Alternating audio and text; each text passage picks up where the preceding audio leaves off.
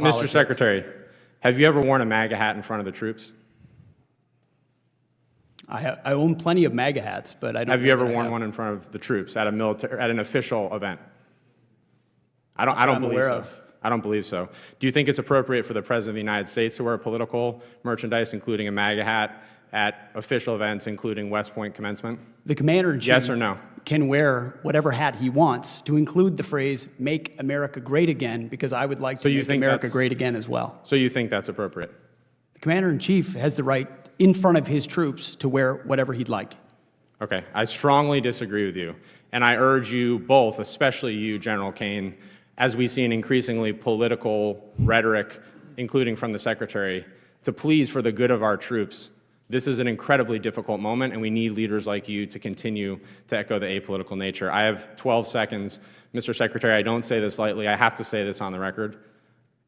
I think your tenure as Secretary of Defense has been shameful and weak, and you should resign. What happens when a sitting congressman uses his time at a military oversight hearing? Not to ask tough policy questions, not to defend our troops, but to push a partisan narrative and publicly shame a Secretary of Defense who dares to support the Commander-in-Chief.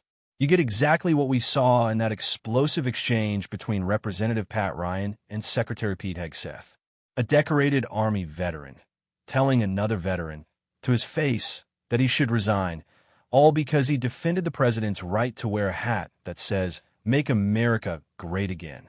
Let that sink in. This wasn't oversight. This was political theater masquerading as concern for military neutrality. And make no mistake, it's part of a larger effort to vilify patriotism, erase the legacy of President Trump, and turn our armed forces into another woke social experiment. And we're not going to let that fly. Welcome to America Viewpoint, where we speak the truth, defend our freedoms, and fight for the values that made this nation great. No censorship, no woke spin. Just bold, unfiltered commentary from real Americans who love this country.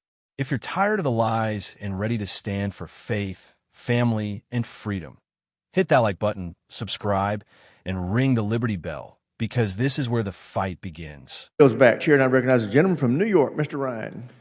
Thank you, Mr. Chair. Thank you both for being here. We have all worn the uniform. We've all served in combat. We all love our country. We all revere our troops, and I really want to speak with you both, not as partisans, but as patriots. And I want to talk specifically about the events at Fort Bragg the other day. General Kane, I want to start with you. As a junior officer, were you ever required to make a pledge of political loyalty, yes or no? Sir, as you know, we're an apolitical military, so, no. Thank you. At any time in your 30-plus years of incredibly distinguished service, did you have to make a pledge of partisan or political loyalty?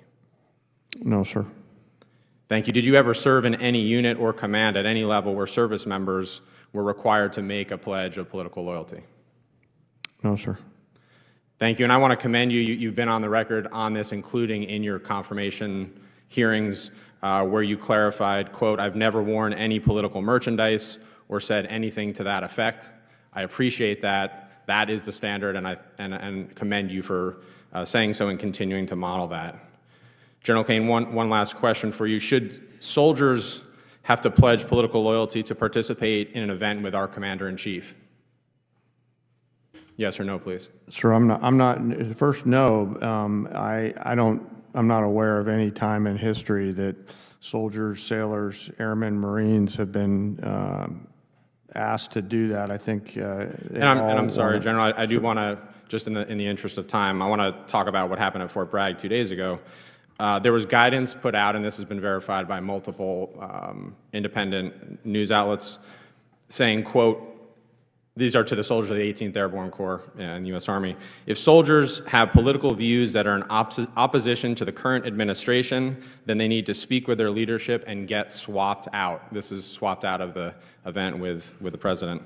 In addition, in an incredibly disturbing incident, there was a pop-up shop selling MAGA merchandise on post at Fort Bragg. And to summarize this, there was a commander from Bragg who said on the record, quote, "This has been a bad week for the Army. for anyone who cares about us being a neutral institution. This was shameful. If those are the facts, and I know the Army is investigating at least the MAGA pop-up shop, is that appropriate, General Kane? Sir, I haven't seen any of these reports. I'm not familiar with them, but as I mentioned earlier and in my confirmation hearing, the nation demands a apolitical, nonpartisan military. I appreciate you saying that and happy to share those reports. Secretary Hegseth, are you familiar with DoD Directive 1344.10? Political activities of the members of the armed forces? Well, first off, I don't buy into your yes or no? insinuation Are you familiar that pledges with, are being done under this administration. That's I reclaim my insinuation. time. Are you familiar with this DoD directive? There's never one time in my service or in this Mr. Defense Secretary, Department. will you please answer I'm answering your these question questions? where politics has been considered for service members. Are you familiar with this directive? Yes or no? Which directive? DoD Directive 1344.10. I'm happy to provide you a copy. There's even a one-page red and green cheat sheet. Are you familiar with it? This is the same directive from when we were all in uniform. I'm sure I am. Has anything changed in that directive under your guidance, given what happened 2 days ago at Fort Bragg? Is there a new policy change that we're not aware of? Again, I totally reject your insinuation. Is there a policy change to DoD Directive 1344.10? I know what you're attempting to insinuate, but there's I'll been take no that as a policy no. change and there is no policy. Mr. Secretary, have you ever worn a MAGA hat in front of the troops? I own plenty of MAGA hats, but I don't. Have you know ever that I worn have. one in front of the troops at an official event? I don't I'm believe aware so. of. I don't believe so. Do you think it's appropriate for the President of the United States to wear political merchandise, including a MAGA hat, at official events, including West Point commencement? The Commander-in-Chief Yes or no? can wear whatever hat he wants, to include the phrase, "Make America Great Again," because I would like to you make think America that's- great again as well. So you think that's appropriate? The Commander-in-Chief has the right, in front of his troops, to wear whatever he'd like. Okay, I strongly disagree with you. And I urge you both, especially you, General Kane, as we see an increasingly political rhetoric, including from the Secretary, to please, for the good of our troops, this is an incredibly difficult moment, and we need leaders like you to continue to echo the apolitical nature. I have 12 seconds. Mr. Secretary, I don't say this lightly. I have to say this on the record. I think your tenure as Secretary of Defense has been shameful and weak, and you should resign. I yield back. Gentlemen. Let's break this down, because what happened in that hearing wasn't just a cheap political shot. It was a full-blown attack on the core principles that hold our military and our republic together. Free expression, civilian leadership of the military, and the right of every American, even the president, to wear their beliefs proudly. The hearing began with Representative Pat Ryan stating he wanted to speak, not as a partisan, but as a patriot. Let's pause there. If you have to announce you're not being partisan, you probably are. Ryan then asked General Kane a series of basic yes/no questions, clearly fishing for a gotcha moment. He asked whether Kane had ever been asked to pledge political loyalty in his 30-plus years of service. The general, a respected, decorated officer, flatly answered no to every question. Why waste everyone's time on something so obviously absurd? Because the goal wasn't to uncover a real problem. The goal was to set up a narrative that something dangerous was happening under a Republican administration, that the military was being corrupted by Trumpism. No facts, just fear. Then came the real punchline. Ryan brought up an incident that allegedly happened at Fort Bragg, where some soldiers were reportedly told they could opt out of a presidential event if their political views were in opposition to the administration. Let's be clear, the president visiting a military base is not new. It's a tradition. President Obama did it. President Bush did it. President Trump did it. President Biden has done it. And yes, they often were symbolic items, flight jackets, campaign slogans, even partisan phrases. But Ryan tried to twist this into something sinister, as if our troops were being forced to take a loyalty oath to Trump. That's just not true. And even General Kane made it clear. He'd never seen such a thing in his entire career. Then we get to the so-called scandal of a MAGA merchandise pop-up shop appearing on post. Oh no, not a red hat with 5 simple words. Make America great again. This is where the left loses all credibility. Are we really supposed to believe that seeing a MAGA hat on base threatens military neutrality? Was it a violation when Obama hats and hope and change shirts were sold during his presidency? Of course not.